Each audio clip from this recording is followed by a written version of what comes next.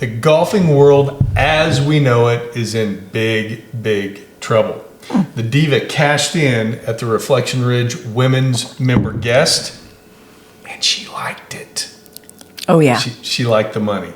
Now, the Divot may be in some trouble this week because if I win this go-around of the Major Championship Pick'em contest, my life might be miserable. No telling what could happen at home. Yeah. Plus, our special guest is college golf coach, veteran Tom McCurdy. Don't be late to this tee time. Let's get started. All right, so welcome back and thanks for joining us today. I'm Jay alongside Susan, and we are the Divot. I'm the Diva. All right, so we are on a mission to 1,000 subscribers. We need your help, so hit the subscribe button. Also hit the like button. Comment as well. We want to know what your thoughts are, and while you're at it, share us with your peeps. So our sponsor today, I'm so excited about this, is Friends University. This is my alma mater.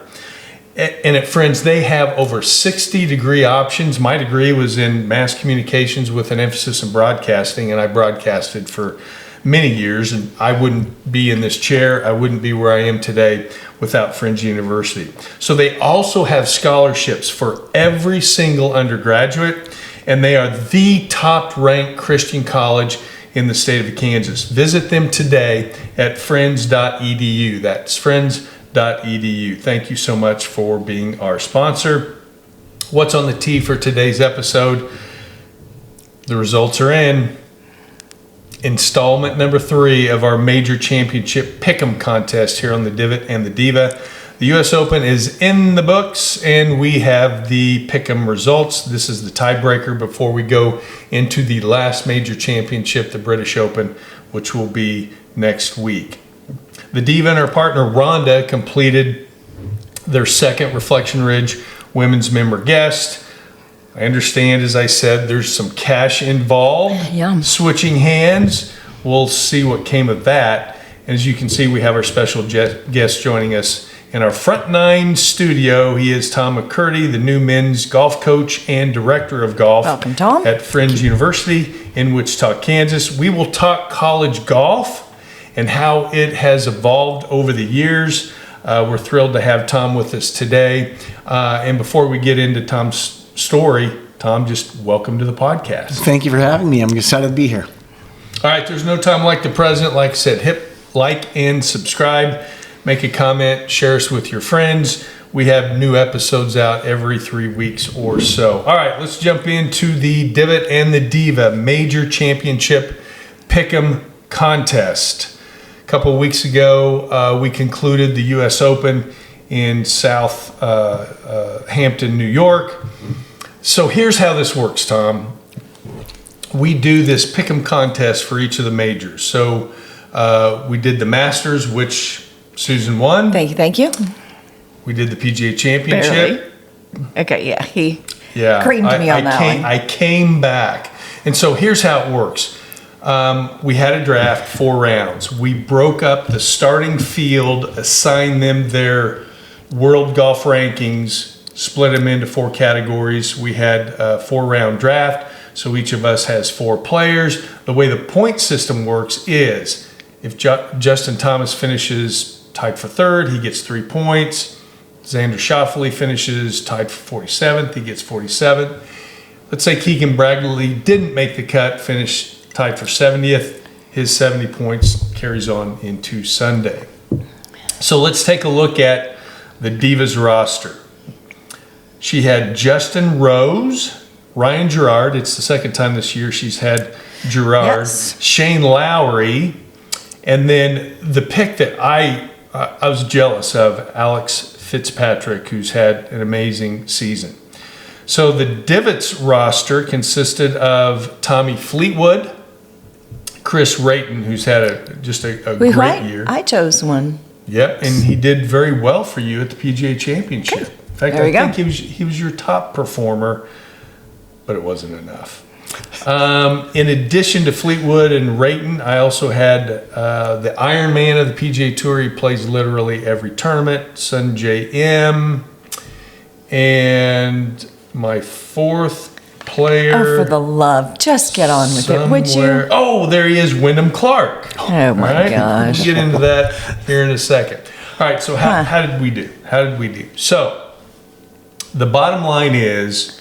The bottom line is statistics work over emotions sometimes. Because all of my picks were for very specific emotional reasons.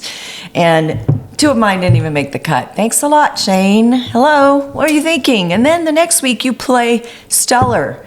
Jay tells me that's because he fired his caddy. And Jay's my caddy, so I'm wondering how that plays out. Yeah, he gave him the old pink slip. Yeah. He said, see you later, Skippy. And it did. Shane Lowry finished pretty well in the Travelers this last week. So the final score was the Divot 141. And again, just like golf, the lower score, the better, right? The Divot had 141 points. And the Diva, although... It could have been way worse. Yeah, it was way worse entering the fourth round. But you ended up with 193 points. Justin Rose and Alex Fitzpatrick made the cut. Rose finished T11. Fitzpatrick T23. Gerard Lowry missed the cut. The old Divots roster. Sunjay M finished T43. Tommy Fleetwood T11. And the winner, Wyndham Clark. Yeah, it's kind of hard to beat points did I get for that? Somebody in a pool when they take number 1. Yeah, but he was my 3rd round draft pick. Oh, well, there you go. Kudos to you. It worked this time. Anyway, so I win that one. The British Open is coming up next week. And he's going to make me do it again. No, not for that one, though. Which one are we doing next? British Open. Oh, it's he the is final going to make major. me do that one. Now on the LPGA side, they have like 14 majors. They have a bunch of majors, but it's hard enough for me to keep up as it is. So we'll see what happens at the British Open. Okay. All right, so let's talk about something that the Diva has had some success in, and that's the Reflection Ridge Women's Member Guest. She had her dear friend, Rhonda, who's one of the most amazing human beings on the face of the earth. They had a great time and they won some cash. Tell us about it. Such a trooper. So I played with Rhonda last year too, and she doesn't play golf really at all. So we had shirts embroidered that said, "We're here for the beer" last year, and that legitimately was the case. And that's what we got, was beer, because we didn't get anything else last year. This year, in our 2-person scramble on Friday, 9-hole scramble, we were in the 6th flight of 6 flights, and we took 3rd. You got to start somewhere. We took 3rd and won some money for that. Yay! So, and that was net, right? Yes. Yeah, okay. Yes. Yeah, I never got that quite right, so I have to ask. Okay. And he never posted any pictures, which I'm still working on him, guys. So you feel free just to comment and get him to do that. So the next day was a 4-person scramble, 18-hole. And we were in the 2nd flight for that. And we took, what did we take there? Do you remember? What did we take? Was it 2nd? 2nd. We took 2nd. Yeah, we took 2nd in the gross score on that one. So yay for us. We truly had an A, B, C, and D team. We had a college player, Alexis Elliott. Thank you, Alexis, for playing with us old ladies. And one of my other really, really good friends, Susie, and then myself and Rhonda, and that is kind of the A, B, C, D order. So here's my question. The cash that you won, is it going to change the quality of our life? No, but it was super fun. No, it's probably one of those things like the shot that keeps you coming back. Yeah, so, we did win, so now we're super excited about that. And Alexis won. She won closest to the pin we had a hole that we paid $4 to play, and she just got up there and hit it in the circle, and we could take a hole in one and kept moving. And then she did win the chipping contest, so she won money off of that. So it was just fun. We do not bet near as much as the guys do, and the guys bet on everything. So Jay got the privilege of helping with the horse race. Yet if you've never seen a horse race at a club, then you should definitely look it up and go, because it's hilarious. This is the funniest thing I've ever seen in my life, men and women alike. It's pretty dang funny. So we have 2 pros, and we had another tee box we needed to use, so they asked Jay, and so he managed, I don't know how many teams were on that. There were 14. 14, I was going to say in that 15 range, so 14 or 15. 28 women.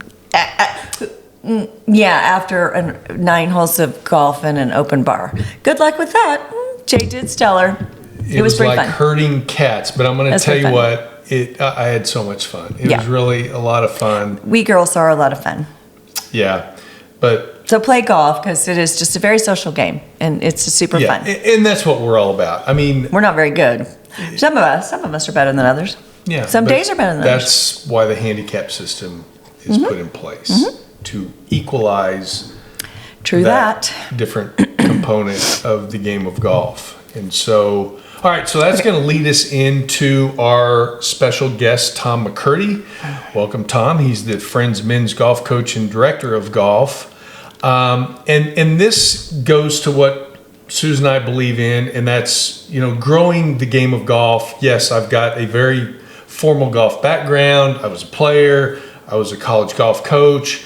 I was an instructor. I'm a media relations specialist in the game of golf. I'm a broadcaster. So I've got all that experience.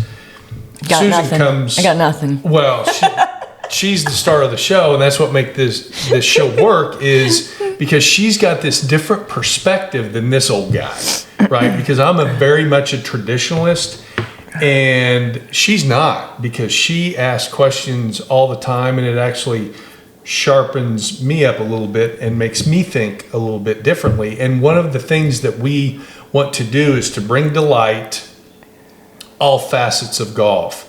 And we haven't yet addressed college golf. And so, Tom, you're a perfect segue into this topic.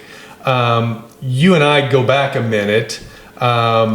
Tom and I worked in broadcasting together, broadcasting the Wichita Open, which is on the Korn Ferry Tour.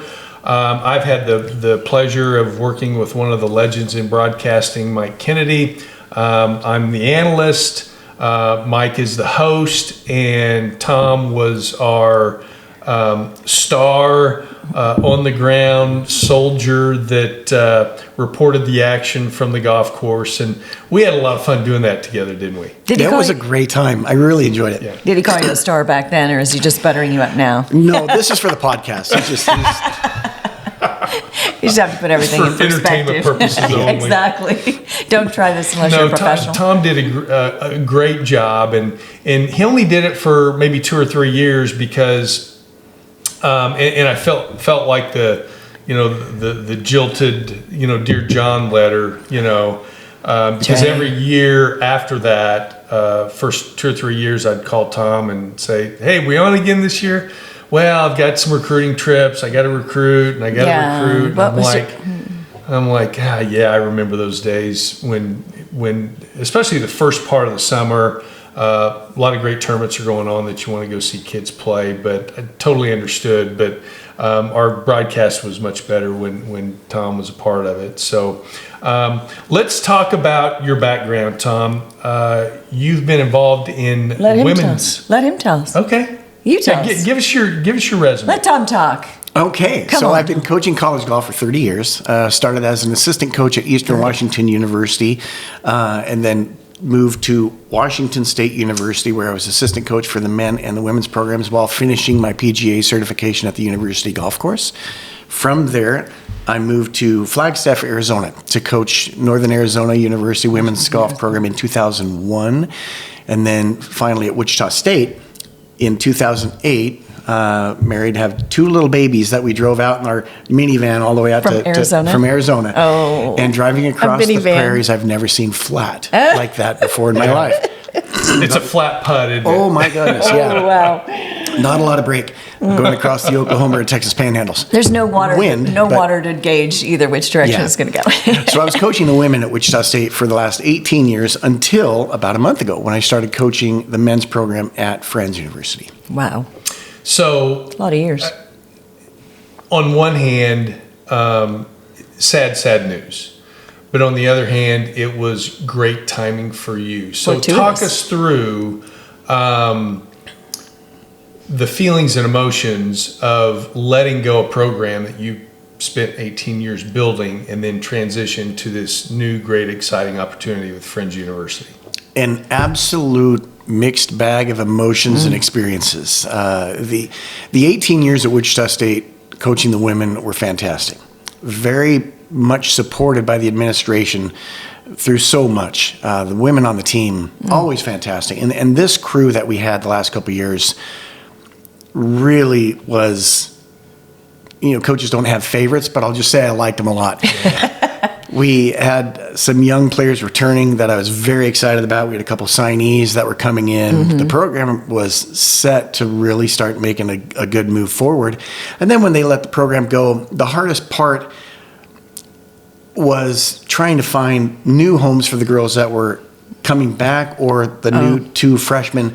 And everybody ended up at great places, but it was about 3 weeks worth of emotionally exhausting phone calls to other golf coaches at other universities, doing what I could for the girls that I love to be on my team to get them other places. That was really, really gut-wrenching, and it all ended well. Okay. But the timing of that, moving into the Friends program, the prior coach, Dustin Gallion, who's a good friend of mine, let me know that he'd be leaving and was wondering if I knew anybody that might be interested. And this was right at the time that the program was being cut. And so I raised my hand and here I am. Me? Yeah, so everything at Friends has been fantastic. Rob Ramsayer, the AD, is amazing. Dr. Carey, the president, I had a good meeting with her when I started, and she's just fantastic. Wonderful vision for the university and how the program fits in with the university's vision.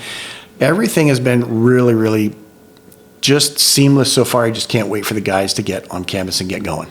Yeah. So when you were at WSU, when you started, they had their own course on campus, correct? What was the name of that course? Brayburn. And it was actually owned by WSU or Correct. City? Okay. Correct. And then that course was closed and new construction with a entrepreneurial business development, all kinds of buildings really, and businesses were built on that. That changed how things went for you guys, didn't it? Very much so. So that golf course was on the northeast side of campus, where currently you've got, there's the new little strip mall that's got Jersey Mike's and Starbucks, all that. Everything was right there. But when, the president at the time, Dr. John Bardo, had a really good vision in mind. It's been great for the campus and the university, to be honest. The expanded footprint of campus has really done so many things for the positive for Wichita State University, but for the athletes and the coaches for the golf program, we had to relocate and find new places to practice. And fortunately in Wichita there's so many golf courses, and they took really good care of us, but you lost your home course, and it was the convenience more than anything else of being able to walk right over there, to go out there and put up signs saying team practice only, and it was our place. And that was right about the same time we moved into the American Athletic Conference, which was another challenge for our golf programs, because that was a very, very strong conference for golf. And so we had really built a strong program, and we're winning Missouri Valley Championships. You go into the American, and it's a whole different level. And so there was the adjustment, but those two coinciding at the same time really hurt the movement of the program moving forward. Made things difficult. And that is an interesting thought about when a school, especially a higher level school, changes divisions. It's made for very specific reasons from an administrative purpose. We can assume things we don't know about, but it does affect different parts of the school and programs significantly differently. We again are more familiar with the Wichita State basketball. I am. He knows the golf, but basketball team. And so that we kind of knew the logistics behind the change for them, not even thinking about other sports like golf. Yeah, and for a lot of the sports on campus, it has worked out really well. Yeah. Better competition or different? Yes, just more exposure as much as anything else. More money streams coming in from different TV contracts, and then revenue sharing within the conference itself. Certainly better than it was in the Missouri Valley. But they're looking at it from the major standpoint of the bigger sports, and I totally get that, and that just is evolution of business. It's a logistics thing, The business decision. Yeah, and the college athletics atmosphere now necessitated us making a move to that so that our bigger programs could be sustainable at a higher level long term. So Tom, talk us through coming into a program that just finished second in the country in the NAIA. Fringe University had an amazing season. And let's talk about what Dustin Gallion left you, because he was there, I think, 4 or 5 years and built just a great program. And so now you're taking over that program that just finished second in the country. Wow. It's got to be a little challenging. It's challenge on, right? To a certain degree, but obviously they got the right guy for the job. I also am interested when you answer that question because you did make a flip from female to male. So you were doing the women's golf and now you're doing the men's golf. So I'm interested in that thought process too. Well, yeah, the normal progression in a professional move coaching, you want to take over a program that isn't doing so well, so that you can come in and do some good things, and you're setting yourself up. You could be the hero. Yeah, so this isn't on paper the move that would be an intelligent one, but I really respect Dustin and how he's recruited and brought solid young men in to represent the program, and they're great golfers as well. I really like the vision of Rob Ramsay, the athletic director, and his support of all the sports and coaches at the university. I think long-term sustainability for the program is really possible. I do. I think that in comparison to other NAIA schools, we are located in a major city, tons of golf courses here. I think our ability to continue winning conference championships is certainly there. It's just a matter of recruiting and making sure that we get continued development of bringing in solid players to help continue make the program better than it currently is. So on paper, not necessarily the most intelligent move professionally, but I don't see why this program can't continue the success it's on.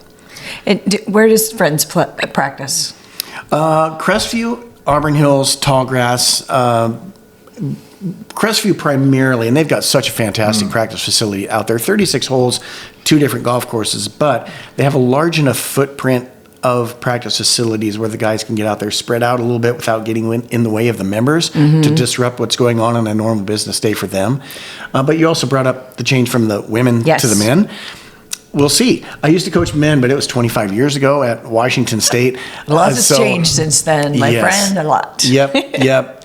I think the backbone of how you develop players as people, treating them with respect, getting on the same page, establishing good communication, where are they at with their games, getting on the same page and helping them be the best that they can be. Now, it's going to be a little bit different dealing with the emotional aspects of in tournament play, more tears and Kleenex with the girls, more anger and frustration with the guys. And so I'll get back into that and we'll work through it. But I'm excited for the challenge and opportunity that this presents.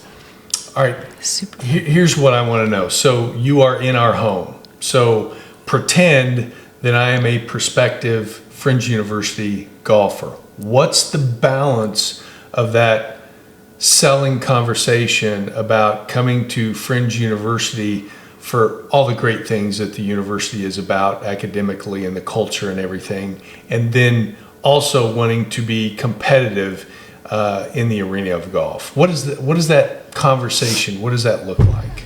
Well, the biggest thing I try and convey to student athletes and parents as well is that you want to find the best fit. Coach-player relationship is huge because you're going to be spending so much time working directly with the coaching staff. But also, do we have the major that you want to take?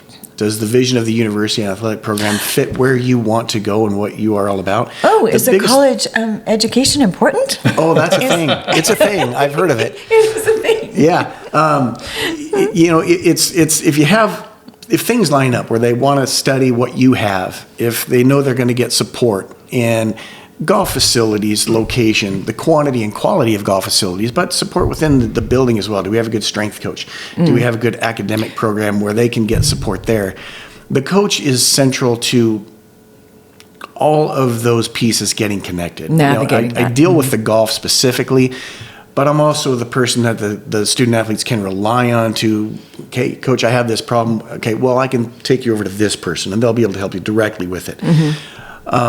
The one thing I tell all my recruits, and especially the people I'll be having conversations with when they set foot on campus, is 5 years after you graduate, I want you to be able to look back and know that that was the best decision you could have made in terms of your athletics, academics, where it sets you up professionally, the personal relationships you've gained through those. You want to be able to look back and know that you're set for your future.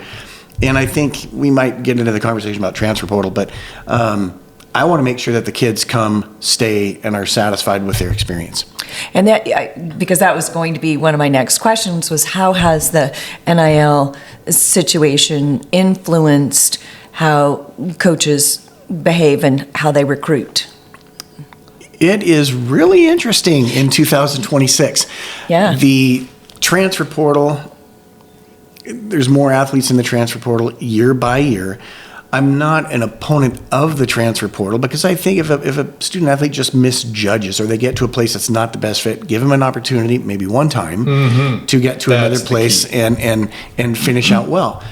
I think that the revenue share, NIL, in essence, is a good thing. I believe that student athletes should be compensated for what they bring to the university based on athletic performance, sales in the bookstore, and things like that. It's really kind of a job. I mean, like I had a daughter who played NAIA volleyball, and she was like, after the first season, okay, that's more of a job than I really want. I think I'll move on. Sure, and the time commitment that the student athletes have during their role really prevents many from getting an actual job that pays the bills. So the scholarship is nice, but not everybody's on a scholarship either. Right. But I think that if the elite student athletes are bringing in revenue for their university, well, sure, they should have a piece of the pie as well. But I think that just the legislation of it has gotten so out of control, or lack of legislation of it, that as we were talking about earlier, the cart got put way before the horse, and it's just the NCAA or the College Sports Commission now trying to catch up to what should have been put in the guardrails put in place from the beginning. But I'm not an opponent of the transfer portal, but I just think there's got to be some guardrails in place. Yeah, so this was the first conversation I had with a coach regarding NIL situation, and it was a totally different perspective than I had expected, because I'm not a huge fan of it, but now that I've heard the perspective of the transparency that we talked about the last time we talked about NIL, from a coach's perspective, you promise a kid's family something, and they show up and you don't deliver, then they have an opportunity to make that right for themselves, and that's what the NIL provides. It's kind of a ish. Yeah, and related to the transfer portal penalty, we would have, of the couple hundred kids that would enter the transfer portal in May, I'd have a lot reach out to me, and there are two things specific that every single one of them would say, and one is golf specific, being roster selection for tournaments. Coach wasn't clear on qualifying. They set up a system, but then the qualifying wasn't going out, and so they changed the system to fit who they wanted in the lineup in the first place, which left the student athletes really unmotivated. That's one reason. The other is that there was a little, I don't want to say deception, but things weren't really clear about what the coach promised. Maybe when you go on recruiting visits, you see all the bells and whistles and things, but when you get on campus, it's like the honeymoon phase. The honeymoon phase. If it doesn't match up, then that's that opportunity for a one-time transfer. But that's part of the communication you want to have very clearly with a coach going into it. I like the transfer portal for that, but I think that there just needs to be more guardrails, and especially from coaches, to be honest with direction, with recruits. What is it going to be like at our campus? Be honest with them about what it's like. What's it going to be like in qualifying? Sure, makes most sense. Yeah, you just want people to go there and understand what it is and be happy with that decision. It's funny because I think I talk about NIL and transfer portal as the same thing, as the same entity, and they're not. Correct, right? And so I have to be careful about how I think about that, because because truthfully, NIL is kids getting money for what they're doing, and transfer portal is opportunity to move school to school without as much penalty as they previously had. There's no Correct. sit out period, that kind of thing. And so I need to make sure that I keep that separate in my head, because they are different. But I think the way I look at it is like that money is serious motivation for a 20-year-old who comes from nothing, or whose hopes and dreams are built on getting, moving up in the world and making a living for themselves. Oh yeah, and especially now with the bigger, more revenue generating sports, that compensation that the student athletes now get is the driving factor for where they end up. And Sometimes, without yeah. a limit of transfer portal, you go to one school, what they're trying to do, if it's not a top tier school, they're just trying to set themselves up for the next move. And right. in communicating with other coaches of bigger sports that I'm friends with, it has completely changed their recruiting process and vision, in that they have to find out how to get kids on their campus now, knowing that they might not be there in another year. And it's really challenging for them, because it goes against what the college athlete experience has always been. Right. And that's sad to my eyes, but it is what it is right now. I just wish that we could get it to a place where the academics are still important. The student athlete experience is still important. The campus environment and the community you're in are still important, in addition to what the student athlete can be compensated for their experience and what they bring to the university. Yeah, so the portal and NIL have been big changes in coaching drastically over the years. There's other things that have changed in college golf over the years. And back Right. when I coached at Newman University back in the early to mid 1990s, my former players still kid me that was the era of hickory shafts and gutta percha balls. Well, it was the 1900s, Yeah. It always makes it sound or as so my Another kids say, millennia. "Oh, Dad, you mean back when, you invented dirt?" Yeah. So coaching has changed drastically over the 30 years that you've been coaching college golf, both men and women. What are some of the biggest changes? I mean, we can talk about recruiting, equipment, tournaments, golf courses, training, nutrition, coaching itself. Lots. How has that really transformed over these last 30 years? The biggest, three come to mind. The biggest is, I would say, the Tiger Woods effect. When Tiger Woods came out, it opened the door for so many people to get into the game of golf. Different backgrounds, different nationalities. Different ages. It opened the door for women to get in, junior golfers to get in. And so about 10 years after Tiger started winning, you saw a wave of junior golfers come in numbers never seen before that could play the game.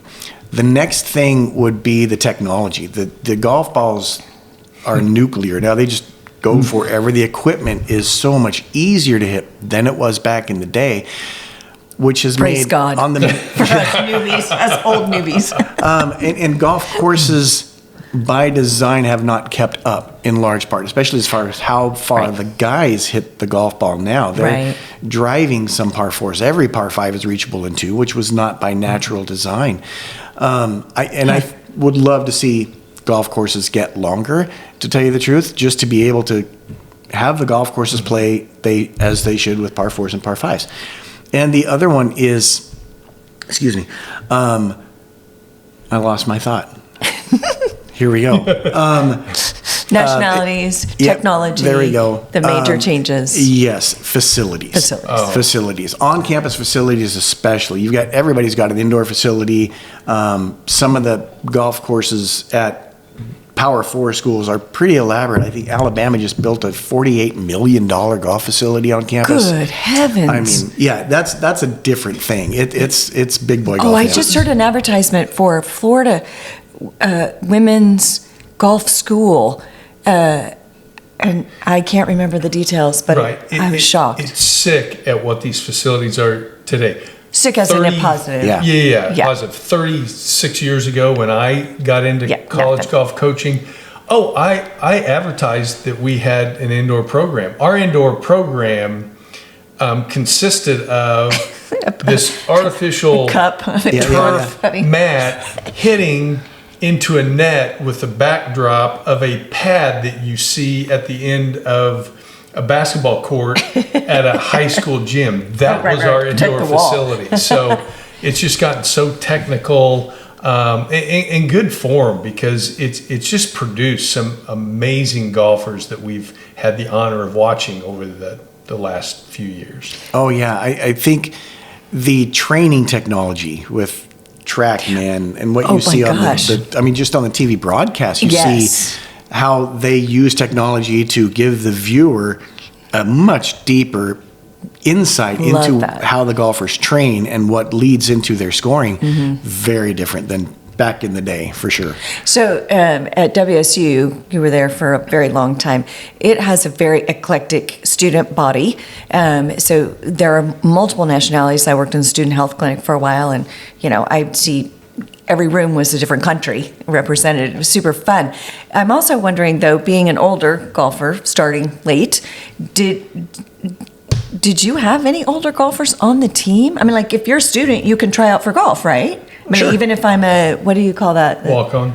No, but an older student, an atypical student, when non-traditionalists, when older people started coming back to school and getting a degree, non-traditional students. Did you ever have any? I never had any on my team. We did compete against a couple schools in California that did have women in their 40s on the team. Because they were students. I mean, and the rules have changed, and there's a new rule now that, as of a week ago, in the NCAA, where you're limited to 5 years of playing, and the clock starts when you turn 19 years old. So that will eliminate that older generation from having an opportunity. But right, because there's a big difference between a 30-year-old and a 20-year-old. 19-year-old playing. I mean, on the physical maturing. side, other sports where the physical contact is there, that's a big deal. That's a big deal. But in golf, there's that golf is such a mental game. The experiences a person has had by the time they're 30, 35, 40 for sure, totally different setup on the golf course. Interesting. Fascinating. All right, Tom McCurdy, head men's golf coach at Friends University and director of golf. It's been such a pleasure. This time has just absolutely flown by. We've got to have Tom back. Yes. Because Tom has some great insights into other things around the game of golf. So, Tom, thanks so much for joining us. Our sponsor for today's episode is Friends University, my alma mater. Yay! At Friends, they have more than 60 degree options. They've got scholarships for every single undergraduate. They are the top ranked Christian college in the state of Kansas. Visit them today at friends.edu. That's friends.edu. This is the Divot and the Diva, where experience meets curiosity. Tap curiosity. Please don't tap curiosity at a high level. But click subscribe, like, comment. We drop episodes every 3 weeks or so. We really appreciate Tom coming by and spending some time with us. Yeah. And remember, golf, play it fast, play it fair, collect friends along the way, and be sure to join us next time on the Divot and the Diva. Bye now.